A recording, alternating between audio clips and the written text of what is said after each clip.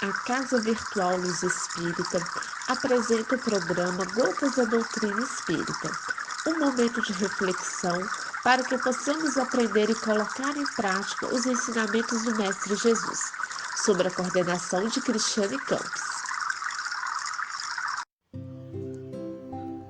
Bom momento, amigos de caminhada. No programa de hoje, o professor Joel traz o seguinte tema: estados primitivos do globo terrestre. Vamos ouvi-lo? Para hoje, na continuidade das nossas exposições, é preciso que digamos: se o homem tivesse condições de abrir um túnel em direção ao centro da Terra, ele poderia avaliar aquilo que nós chamamos de grau geotérmico.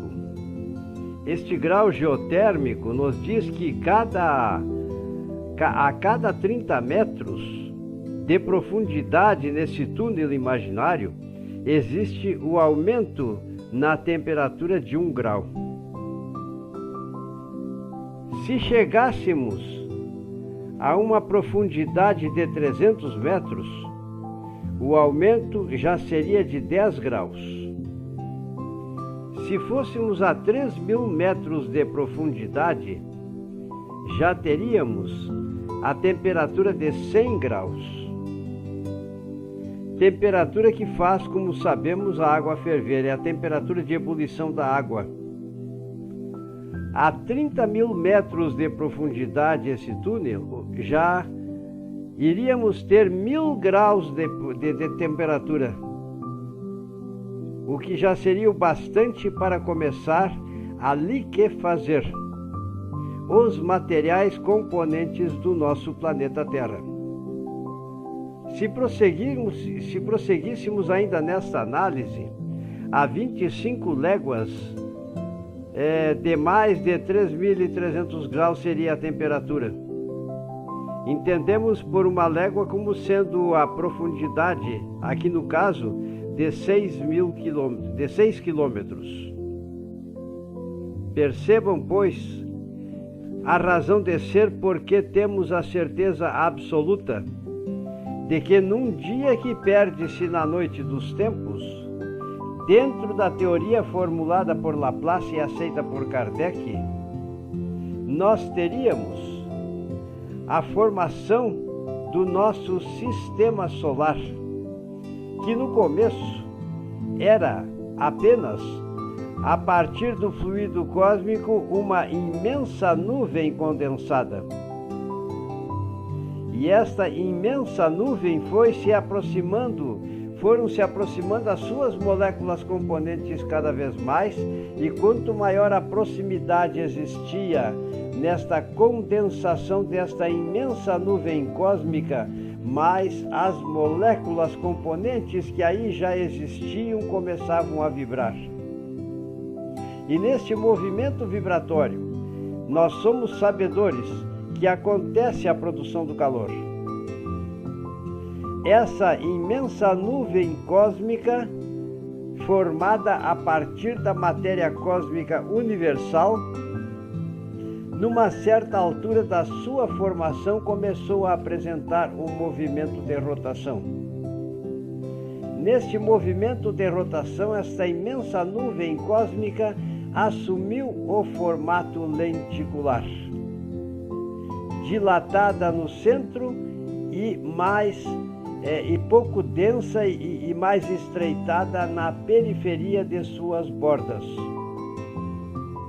Mas, em decorrência desse movimento de rotação, desta formação lenticular, que foi a forma por meio da qual apareceu o nosso sistema solar, surgiram duas forças. Primeiro, a da força centrípeta, que fez com que os metais pesados e moléculas mais densas fossem para o centro desta formação, e as menos densas ficaram na periferia desta formação lenticular em movimento de rotação. Mas essa força centrífuga tem para a manutenção do equilíbrio da mesma em movimento rotatório, giratório, de translação, eu diria, em torno de si mesma, ela precisaria de ter, e existe, a força centrífuga. A força centrífuga que, quando a formação lenticular da qual nós estamos falando iria se manter em equilíbrio até que a força centrífuga iria prevalecer. E prevalecendo-se a força centrífuga, então aconteceu a formação, não só do Sol que permaneceu no centro, a nossa estrela que hoje é considerada de quinta grandeza, mas também de formações menores que chamaram-se de planeta. Não é a troco de nada que a nossa Terra apresenta-se achatada nos polos e dilatada no Equador, porque ela apresentava uma densidade quase líquida quando desprendeu-se do Sol. E esta Terra ainda prossegue até os dias atuais, obedecendo à lei da inércia, tendo o movimento de rotação. Mas como a Terra era muito quente e ainda semilíquida, quando desprendeu-se do Sol, nós temos que ela desprendeu de si mais um fragmento que terminou sendo o nosso satélite lunar, a nossa Lua. Esta é a teoria mais aceita até os dias presentes. Kardec era adepto desta teoria. Nas suas exposições, inclusive, faz considerações sem dizer o nome do autor, bem entendido. Assim como também falou na evolução da vida sem dizer o nome do Darwin, Charles Darwin. E assim por diante, porque estas descobertas precisaram atingir uma maturidade e crescer em magnitude, até mesmo ser atualizada como é ainda nos dias atuais, nas nossas interpretações a partir destas leis. Mas a ciência já atingiu um grau de desenvolvimento de grande magnitude, porque passo a passo o homem vai amealhando os conhecimentos que, quando concretizados na Terra, através desses eventos que estamos aqui considerando, estamos apenas nos apropriando da ciência que chamamos de geologia.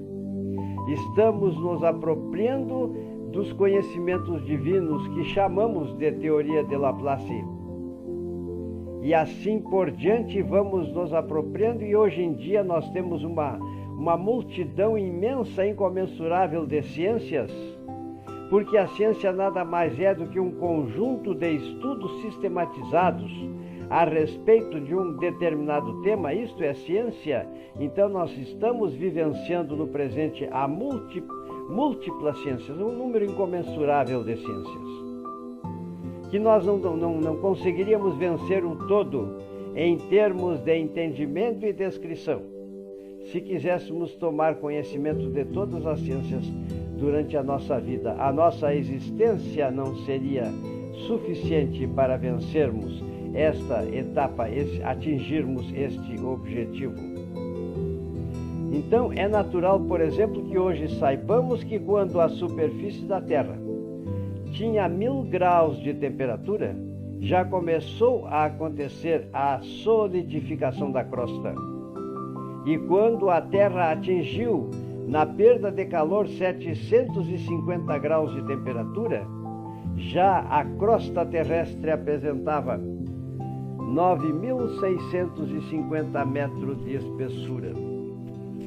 Então assim nós vamos percebendo a razão de ser que demonstram todas estas verdades através das erupções vulcânicas que acontecem, através da movimentação das placas tectônicas que acontecem, através das transformações devido à manifestação telúrica gigantesca acontecida no interior da Terra e que provoca as movimentações das placas tectônicas.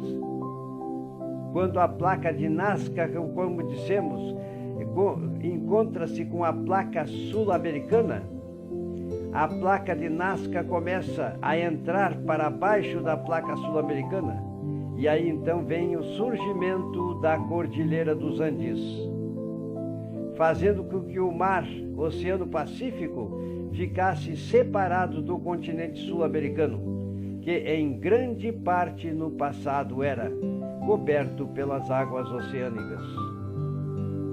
Tem comprovações destes fatos, e nós tivemos a oportunidade de dizer já dessas comprovações. Percebam, pois, meus irmãos, a necessidade, em termos de origem do planeta, do sistema solar, dos outros planetas, como é o caso de Marte, como é o caso de Vênus, ou melhor, Mercúrio, Vênus, Terra, Marte, Júpiter, Saturno, Urano, Netuno e Plutão, que atualmente não é considerado mais como sendo parte do nosso sistema solar.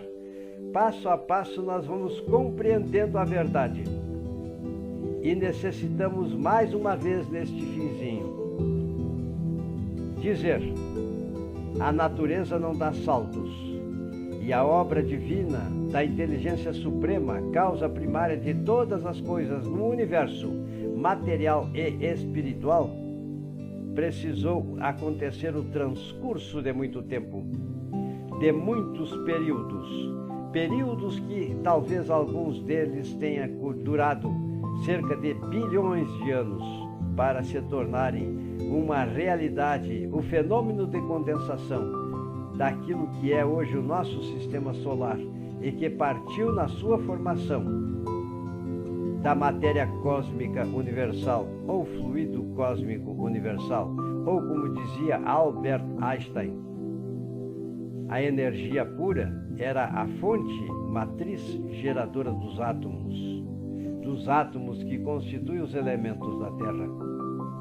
Então percebam, nós temos muitas ponderações e prosseguiremos ainda nestas análises, nisto que posso chamar de estudo sistematizado da Gênese, das predições e também dos milagres, pois estes são os conteúdos analisados no nosso livro, que estamos tomando como base referencial para desenvolvermos estas considerações.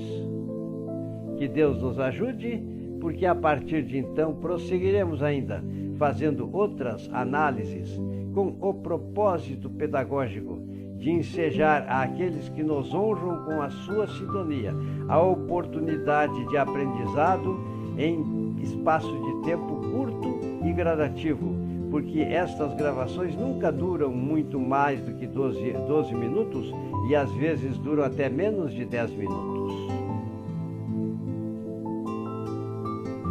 A partir de então, na próxima oportunidade, desenvolveremos mais ideias.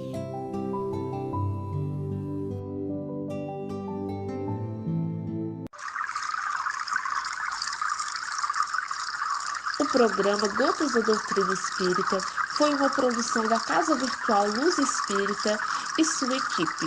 Acesse www.cavile.com.br.